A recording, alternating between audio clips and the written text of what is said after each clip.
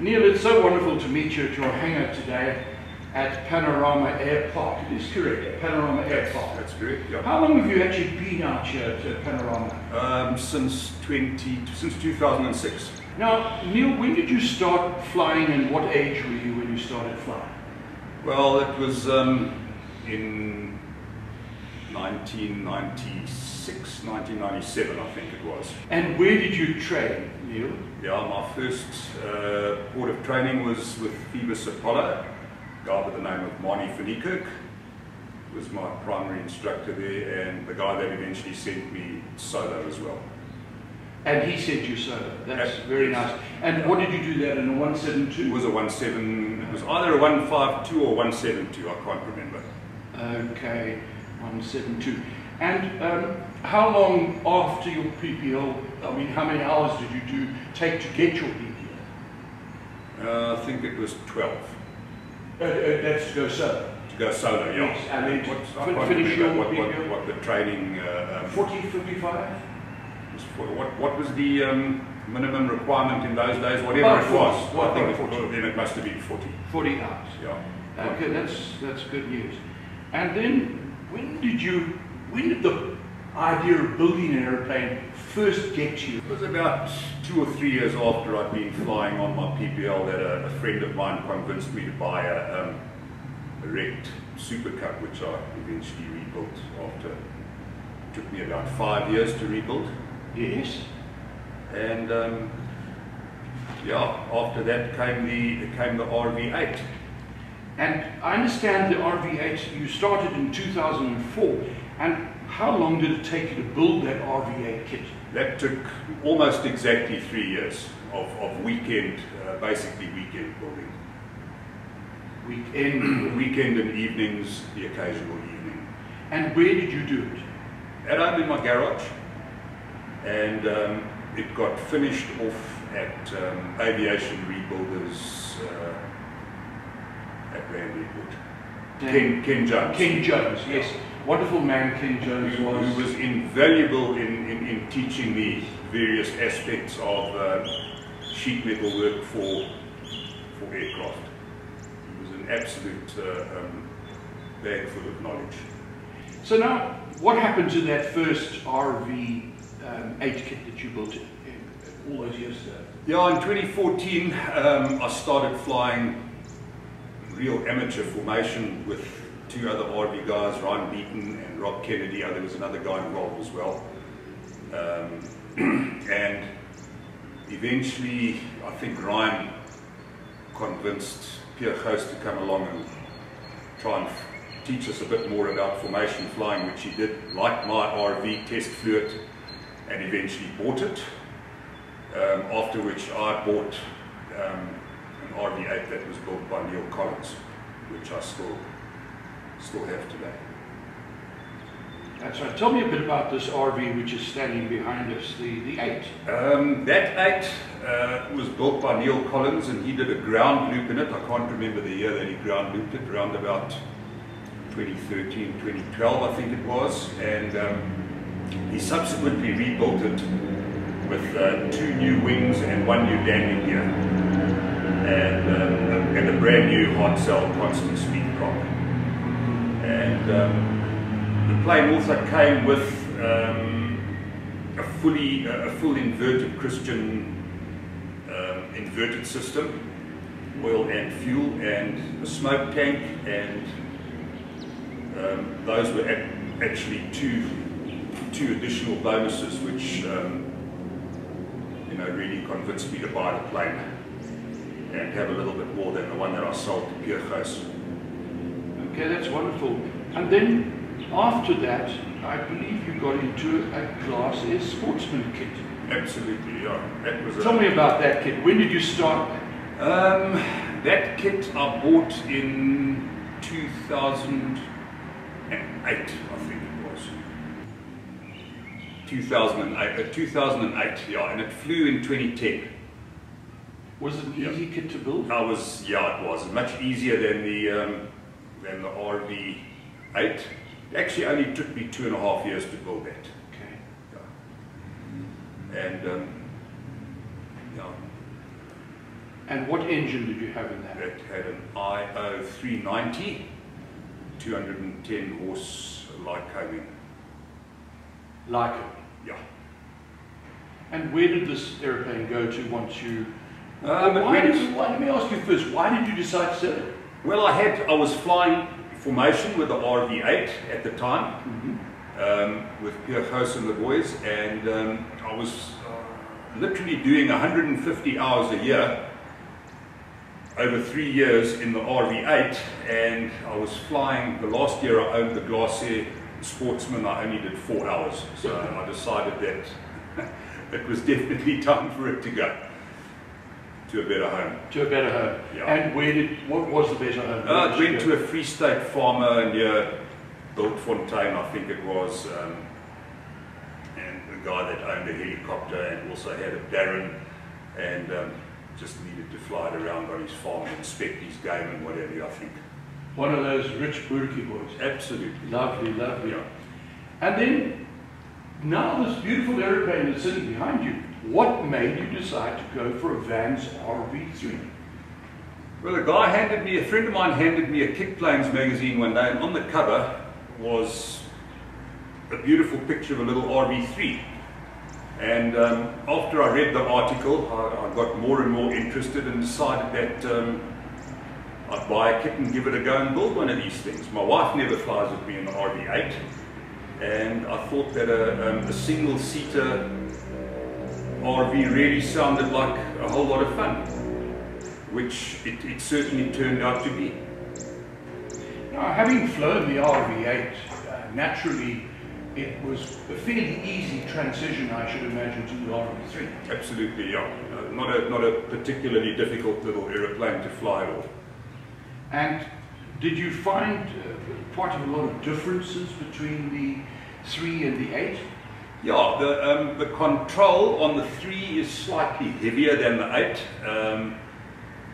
8. For a start, the elevators do not have counterbalance weights on them at the back, so that instantly makes for a slightly heavier pitch control. But in the roll, she's as light as what the RV-8 is. The 8 is. Yeah. And are you not concerned about the balancing on the... Not at all. It's perfectly controllable, and it's not intimidating at all. You know, it just happens to be a different feel on the stick. Correct, yes. And she lands as easily as what the... You do wheeler landings? Yeah, I prefer to do a wheeler landing. I always do wheelers on the RV-8, and I think that's automatically what I became more comfortable with initially on the 3 as well. Now, I also see the 3's got a beautiful 3-blade propeller. Yeah. Please tell me about the propeller. Well, the propeller it's a Whirlwind 151H, which comes in at half the weight, less than half the weight of a hard cell constant speed prop. Obviously, and advantageous for the size of the aircraft. It's a really good climb prop. It performs well, and I think it's an absolutely perfect match for the type of aircraft that it's been put onto. And the engine up front there? Engine up front is a rebuilt IO.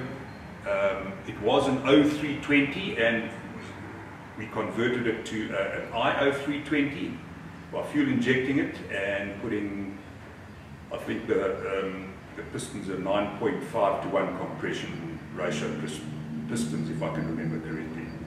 And who rebuilt the engine for you? Myself and Pete Lestrucci. Oh, Peter's wonderful at this. Yeah, absolutely. Yeah, he supplied the engine parts, which we built the engine from. And did you build it here in this hangar? No, I built it at home in my garage. That's lovely. And AEP Engineering Works in Pretoria did all the engineering on the cylinders, etc. I know AEP very well. Yeah. Okay, you started this kit in 2013 and completed it in 2019. This 2021. 2021. I completed, yeah. Yes, I actually really started building it properly in 2019. So you started building it in I started 2019, yeah, and it first flew last year in November. yeah. So that was basically 3 years, 3 years. approximately. Yeah. But I built the fuselage jig in 2013 or 2014 after I'd got all the bits and pieces from Vans, and the jig basically just stood in my garage. The fuselage jig, you built that, where did you build it? In my garage, on the floor, bolted it to the floor, so it couldn't move, with minimal movement. At your home. So I presume your car had to stand outside while you were... I've got a lot of garage space. You've got space, yes. Fortunately. You're definitely a home builder. Absolutely. Yeah. And it's in your blood. It's more convenient to build at home, and obviously the final assembly, it's got to be done in the hangar where the wings can be rigged and everything. So this final assembly was here? Yes, at Panorama, yeah. Although before the final assembly I did manage to get the wings on in my garage. Yes. Rigged them there to make sure everything was okay. Then and balanced. And disassembled everything, and then I did the painting in my little home-built spray booth at home. And then came the big day. You brought all the parts out here. Yeah. You just disassembled it, put it on a trailer. Yes. And brought the parts to this hangar where we now sit. Yes. And then put it all together. Yeah. And then who did the inspection, the final inspection? Peter Strucci, who's been been my AP from the beginning of the project and oversaw the build from the beginning, came and did the final inspection. Signed it out, did all the paperwork, submitted it to CAA in a bit of a hurry, and I must say got it all through pretty quickly. The Proving Flight Authority I managed to get through in a week, which I'm told is pretty miraculous. And then Trevor Warner came out and did the test flight. And I'm sure you sat here in trepidation watching the first test flight. Well, absolutely. He taxied out, he got in, I explained a couple of things to him, how various things work, the prop and the mags, which electronic mags that I've got on the plane. Started the plane up, he taxied out, got to the holding point of 02 out there, called us on the radio. We were all standing down at the clubhouse. The next minute, half the runway wasn't even eaten up, and he was in the air, climbing at 2,000 foot per minute, almost. And how did you feel at that moment? Oh, absolutely ecstatic. It's a wonderful feeling, after you've plodded along, built a plane, and eventually it takes to the air. Amazing. And then when did you get to fly it for the first time? The very next day. Yeah, I think it was the next day. I can't remember. Can you remember the date? Test flew on the 27th. 27th November. 27th of November, and well, I've got it in my flight folio over there. I can give you the correct date. It's fine. It's fine.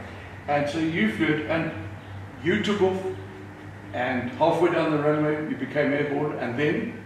I just flew around in circles, keeping the idea is to keep the Lycoming running at full manifold pressure to bed the rings in, and I flew around the airfield for about an hour, I guess, before I landed.